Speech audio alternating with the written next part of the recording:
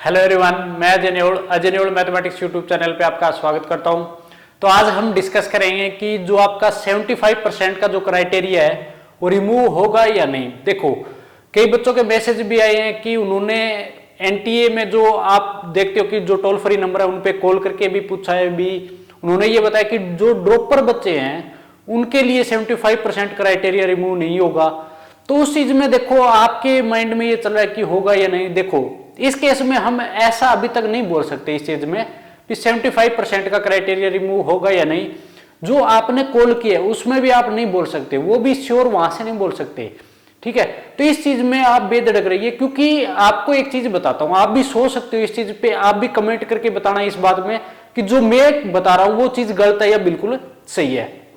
तो देखो, सबसे पहले आपको एक चीज बताता हूं कि एक तो मिला है, देखो थर्ड जो अटेम्प्ट है जिन बच्चों को मिला है, एक्स्ट्रा जो अटेम्प्ट मिला है बच्चों को, ऐसा बोल सकते हो कि जो एक्स्ट्रा अटेम्प्ट जिन बच्चों को अब की बार एक चांस और दिया गया है, देखो उन बच्चों के लिए तो मानता हूं कि 75% का क्राइटेरिया रिमूव नहीं होगा। जो अभी अभी ये नोटिफिकेशन थोड़े ही दिन पहले आया था, तो वो तो भूल जाओ जिनको एक्स्ट्रा अटेम्प्ट दिया गया है। अब बात करते हैं कि जो बच्चे ड्रॉपर है, जिन बच्चों को 75% का क्राइटेरिया की रिमूव होना चाहिए, और जो बच्चे अभी अपीयरिंग है +2, उन बच्चों के लिए क्या कुछ रहेगा। तो देखो, जो ड्रॉपर बच्चे हैं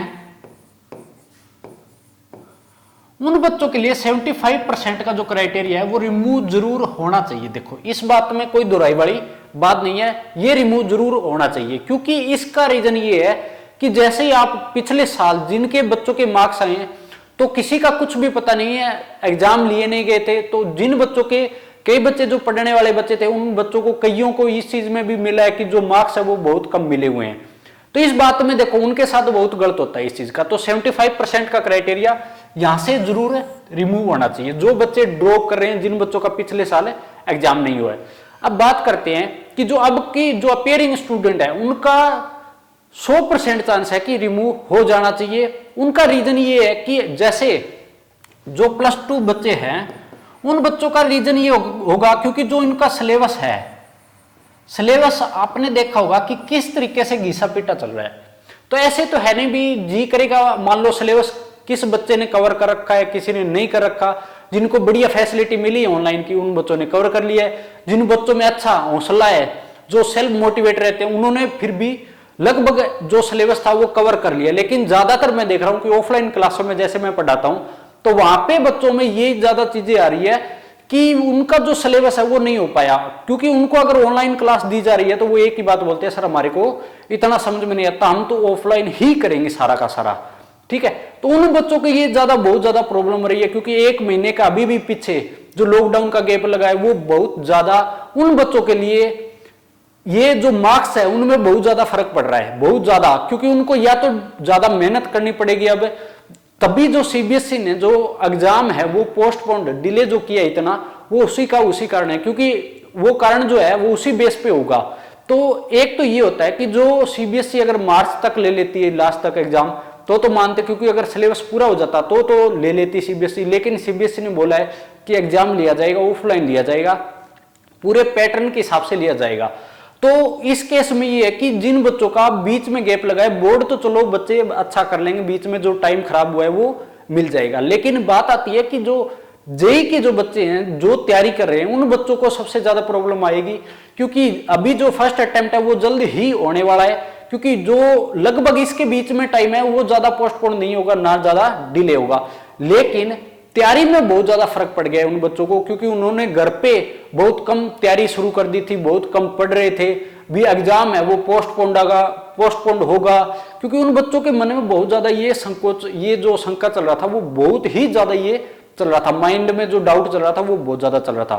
भी एग्जाम जरूर पोस्टपोन्ड होगा और बहुत ज्यादा होगा, ये चीजें मान रहे थे भी बोर्ड के बाद ही होगा। लेकिन ऐसा नहीं होगा, टाइम पे ही आपका एग्जाम होगा। क्योंकि साइट भी आप देख रहे हो कि 2-3 दिनों से बहुत ज्यादा बिजी दिखा रही है, वहां पे अगर खोल के देखोगे तो ओपन नहीं हो रही है। तो जल्द ही नोटिफिकेशन जारी हो जाएगा, इस पे मैंने पहले भी वीडियो बनाई है। तो 75% का क्राइटेरिया दोनों बच्चों को, क्योंकि +2 वालों के लिए तो अब आप देख रहे हो सिलेबस हुआ नहीं है, तो इनके लिए भी रिमूव होना चाहिए और ड्रॉपर के लिए भी इन दोनों के लिए यहां से हट जाना चाहिए, क्योंकि इनका सिलेबस घिसा पिटा हुआ है पूरा। मान लो अगर उन बच्चों की बात करें कि जो ड्रॉपर थे, उनका तो चलो सिलेबस तो फिर भी हो गया था, लेकिन जो एग्जाम जो मार्क्स उनके बने हैं, किसी बच्चे को कम मिले हैं, किसी को ज्यादा, कोई पढ़ाई के आधार पे उनको नहीं मिले हैं, तो जरूर रिमूव होना चाहिए। ये कोशिश रहेगी भी रिमूव हो जाए तो हर बच्चे के लिए बढ़िया है। जो बच्चे ड्रॉप कर रखा है, जिन बच्चों तैयारी कर रहे हैं, जिसके साथ मार्क्स में धोखा हुआ है, तो उनको भी फायदा मिल जाएगा। तो जैसे ही अपडेट आएगी तो मैं आपको अवेलेबल करा दूंगा। तो आप अपनी तैयारी कीजिए और बढ़िया लेवल पर कीजिए, प्रीवियस ईयर क्वेश्चन लगाते रहिए। साथ के साथ जो मॉक टेस्ट है, मैंने बहुत बार बोला कि मॉक टेस्ट लगाइए, रिवीजन कीजिए और मैथ आप अच्छे लेवल पे कीजिए।